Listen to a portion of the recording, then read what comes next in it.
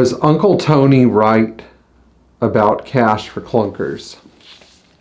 It's no secret that I probably like watching YouTube more than I enjoy making content for it. And so one of my favorite channels is Uncle Tony's Garage. So a couple of weeks ago, he put out this video where he discussed cash for clunkers and how it affected people at different economic tiers of the automotive consumer spectrum.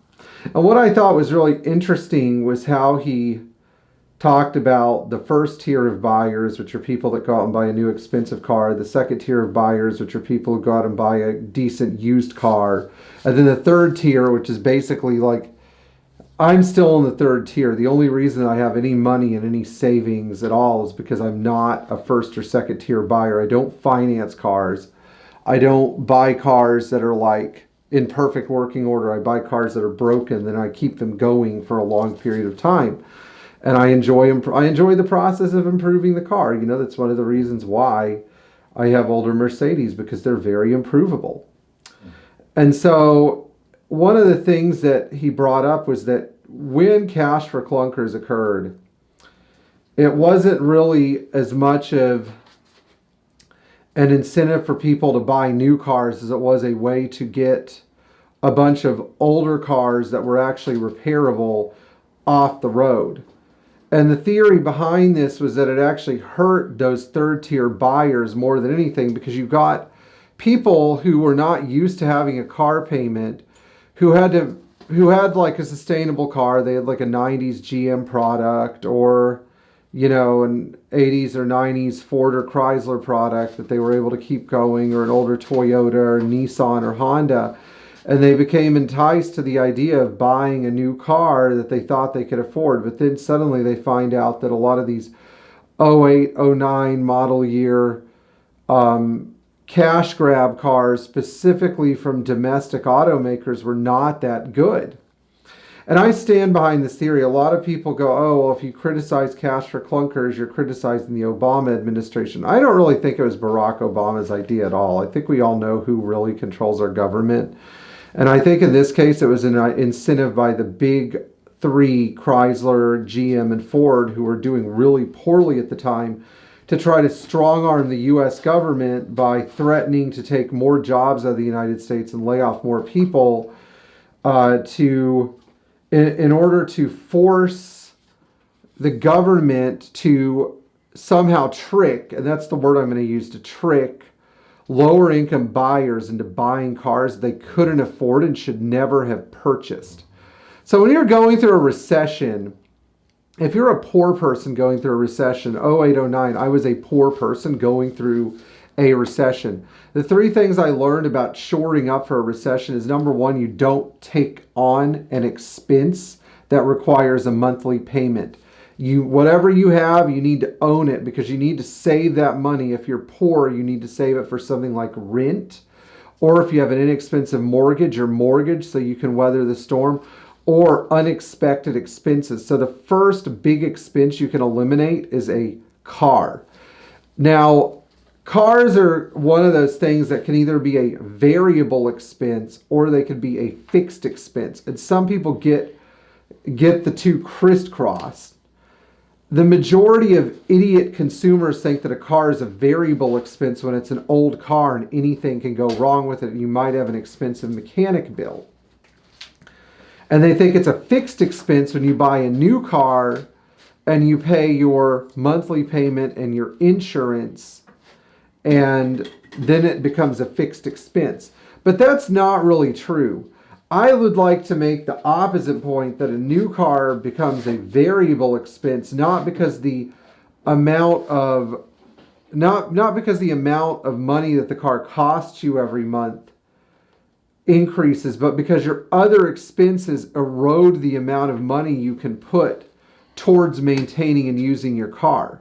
Now, this is a real problem for a lot of people, because they say to themselves, in a normal month, I can afford the $1,000 for insurance and car payment for my new car, for my new Hyundai or Kia or something. But then other expenses start to encroach on that car payment.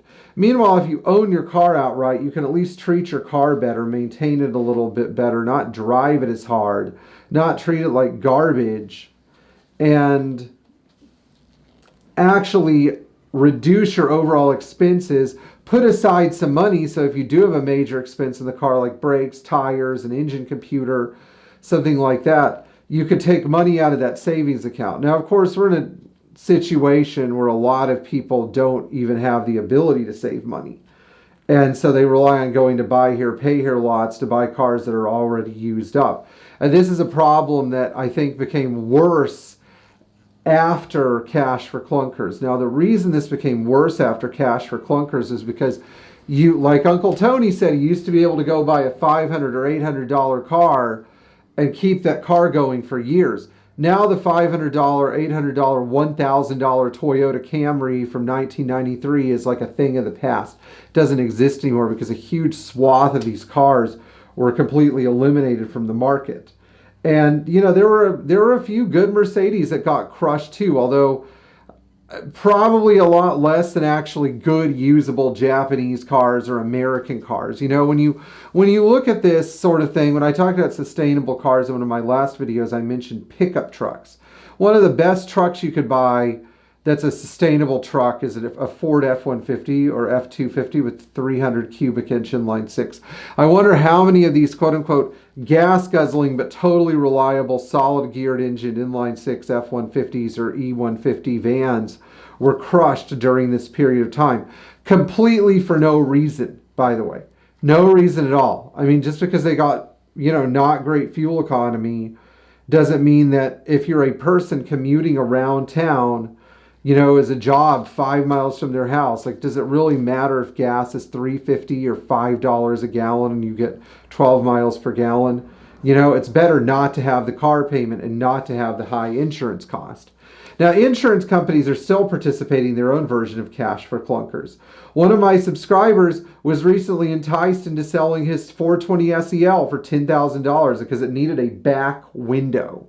Part he could have bought for free from us. He could have come here and given me, you know, $50 and said, and I pulled it for him and said, here's a back window for your car. You know, but insurance companies will incentivize people to take their older cars off the road. They try to do this with our Toyota van. They wrote us a check for $10,500 after we rejected multiple offers. And finally we said, you know what, we'll take less money, but we're going to take a rebuilt or compromised title so that we can keep enjoying the van. And they were like, are you sure? We'll give you $1,000 more if you just give it to us. And we're like, no, we're not going to do that. You know, this is a paid for vehicle. It's a reliable vehicle. Why would we do that?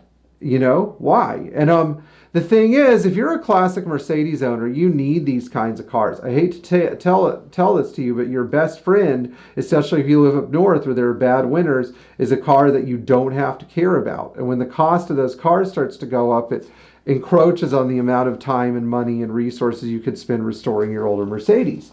But you know, this video, the video that Uncle Tony released, substantially influenced my opinion about incentivized trade-in programs, about what they're really there for. And the automakers are really just trying to set themselves up with their planned obsolescence car payment system for the next, you know, however many years. I mean, in perpetuity, because now most cars are just crap, you know? They're not very good. They're not. If you read about all the problems with Hyundai engines, you know, you have 7-year-old Hyundais blowing up their engines as soon as they get to 100,000 miles.